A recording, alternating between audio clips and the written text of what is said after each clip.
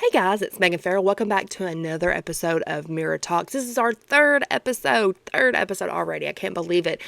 Talk about, like we said before, just starting somewhere. We are starting, and this is under the Unstoppable platform, which is branched off. We have a podcast. We have all the things that we're doing for helping working single moms. So be sure to give us a follow on that and kind of understand a little bit about what we do and how we help the community. But going back to what we're talking about today, and again, I'm keeping the first 5 or so episodes short until we start getting guests on here, just to kind of give you a platform. We're talking about things that are happening in the world today, positive messages, sometimes hard subjects, talking to other moms, talking to other people that are doing big things in the world, and keeping it, some of it will be short and sweet, and some of it will be longer. So, of course, I'm always kind of giving an introduction before because this is new, and as we grow followers, I want people to understand really what we're trying to do. This is an idea that I have that I'm putting into fruition, and I hope you do that with your 2025 going forward. Things that you've been putting on that shelf, take it off and put it into play. So, today's what we're going to talk about is the fires that are going on in California. Now, as I just did a TikTok earlier, and this is very, very true. What they say, what the enemy means for harm, you can turn for good. And we're seeing that even in the fires and even all the devastation, that things that happen in the world, you always see the positive, or you should try to see the positive light even in the darkness. And we're seeing that with some of the creators like Spencer and Heidi. If you follow the Hills a long time ago, they really hit TikTok hard. They're saying they're going to use what they're earning on TikTok to help pay back their house, because a lot of people don't have insurance anymore. The policies were canceled and stuff like that. So it's really cool to see people come together and support them. I think as of today, her song is actually #1 right now, which, yay for them. That is amazing. That is great. I hope they continue to skyrocket. I hope these other people that lost their homes continue to get help. And I love to see how people pull together to support people. And shout out to the TikTok app for doing that, for bringing people together. So whether it stays or goes, shout out to that for that, because it seems like even in times of pandemic, that helps bring people together. That app has in 2020 and what we're seeing in fires and hurricanes and things like that. It's kind of become my Google source, as I would say. But I want to talk really quick, and I want to keep these first few 1 through 5 shorter, and I want to talk really quick about what's going on in California and some things that I've heard. And for the most part, I say about 90 to 95% people are just, we're praying for you. How can we help? Whatever. And then you hear about the ones that are like, oh my gosh, well, they're rich. They have everything. They're in the Beverly Hills. They're in the nicest part of California. Why are we fussing about them? They'll rebuild. They have the money versus the people, that don't have the money, the hurricanes. And I am no way, discrediting the people that are still in North Carolina and Tennessee and all those people that are hurt in the hurricane, because we still need to give to them. We need to pray for them. We need to support them. But these people here are hurting too. Now, I'm in Tennessee, and I've never had the money yet that some of these people have that have lost everything. Some of them have lost vacation homes, and some people are having a hard time finding empathy for these people. I just want to say this. We need to support everybody that's hurting, everybody that's suffered loss, because it doesn't matter what your dollar bill is in your pocket or how much money you have in your bank account. At the end of the day, we're still human. We are still loving people that care, and we want people to succeed in life, and we want to help them when they're hurting.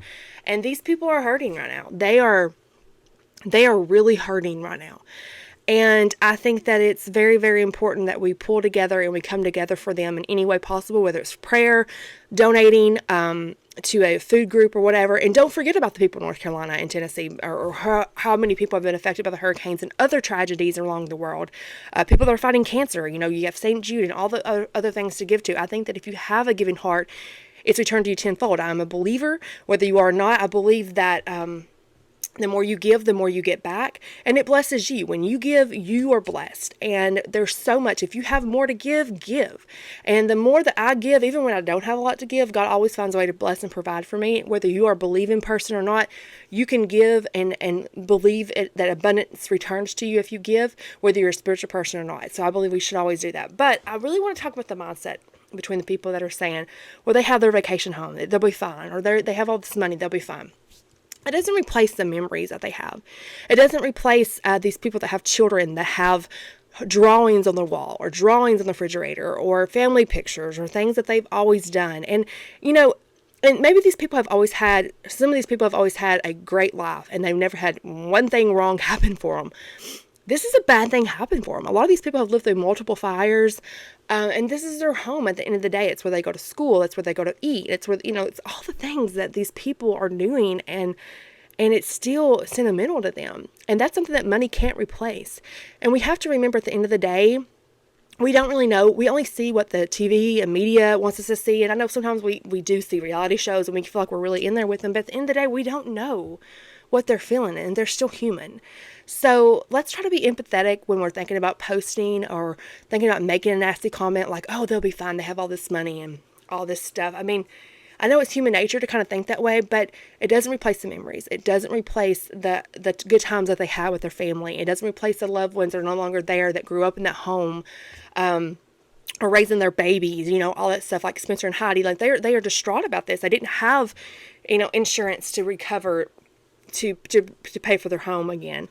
And they had a baby that they had all their memories and stuff like that. So just dig in a little deeper if you're having a hard time finding empathy, because there's always a good story. It's heartbreaking. This is not a good story. This is a sad story I'm getting ready to tell you. This one is heartbreaking about the child actor that died, and his mom went to try to get for help. And I remember reading the comments like, why does she leave him? She could not get him up, and she was trying to get for him help. And when she got there, it was too late with help. He had already passed. And as a mother, my heart just aches for her. It breaks for her. I can't imagine the guilt, even though she was trying to help, what she must be feeling. And then having to hear people on trolls on the internet go after her and say, why did you leave? Well, you're trying to get your son help. If you can't physically lift them and you're trying to get help, you're going to try any way possible to exert getting help for your child. And we don't know the situation. We don't know what it was like. We don't know what she was like, her headspace. And she just needs prayer right now, and just covered in prayer and peace, because I cannot imagine what she's going through right now. I cannot imagine.